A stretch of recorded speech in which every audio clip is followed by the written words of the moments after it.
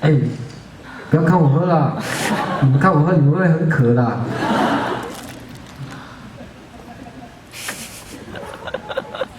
为什么会有一种诡异的气氛？我唱歌的时候大家很专心，然后我们唱歌的时候大家就一直在窃笑。是我身上有什么东西很奇怪吗？是我的头发吗？绿色的。你刚染完的时候很像密西龟。我都告诉我妹妹说，不要太高调，不要太高调。虽然我是偶像，不要太高调。我第一次染这样嘞，你们习惯吗？习惯，还好。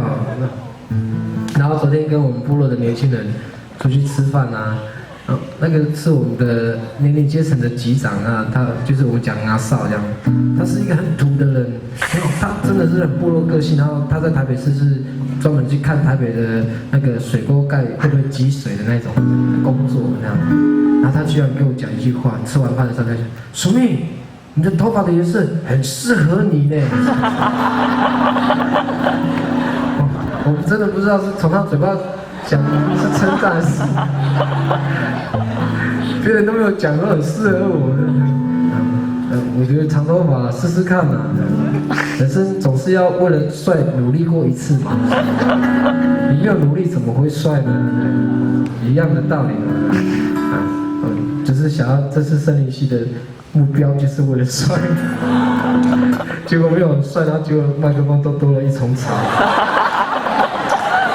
主办单位是怎么了？哎呀，有花，有花了，蛮自然的，很不赖的。好，然后刚刚讲到那个就是外出的年轻人，然后我爸爸就是那个年代的人，差不多那个年代离开部落的人，然后我爸爸是跑船的，演艺船，所以他以前有来高雄过。然后基隆跟苏澳也都去过这样，然后我爸跑船，所以跑啊就是船就是出去离开台湾就是2-3年，基本上嘛都要2-3年。以前的船没有那么发达，不怎么能够常常回来啊。好，所以我小时候很少看到我爸爸。我第一次看到我爸爸有印象的，亲眼看到我爸爸的，就是我6岁的时候。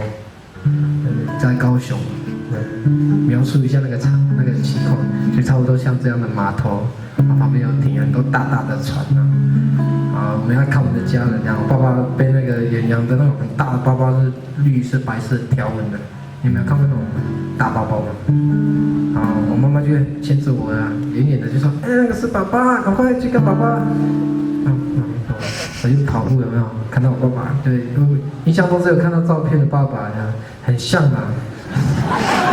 是6岁的时候，然后跑了，爸爸，然后爸爸在那边爸，然后看到越看越陌生，妈。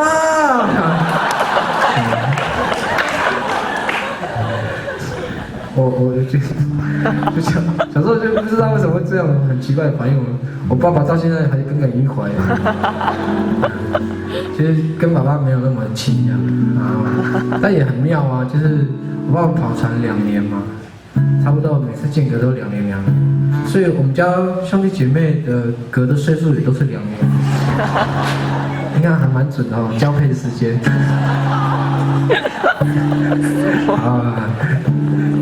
很好笑，交配时间这样，要不然突然有一个单数年出来的话，那我妈妈就不好交代了。很辛苦啦，以前要真的原住民，难怪烦死人口那么少，都跑去跑船了，真的是。啊，这我跟远洋是因为我跟我爸爸聊天，然后聊到他年轻时候的一些事情。啊，我爸爸他年轻也有梦想啊，他算是那个时代比较会读书的原住民的孩子，但是父母亲因为没有钱啊，所以没办法供他去读书。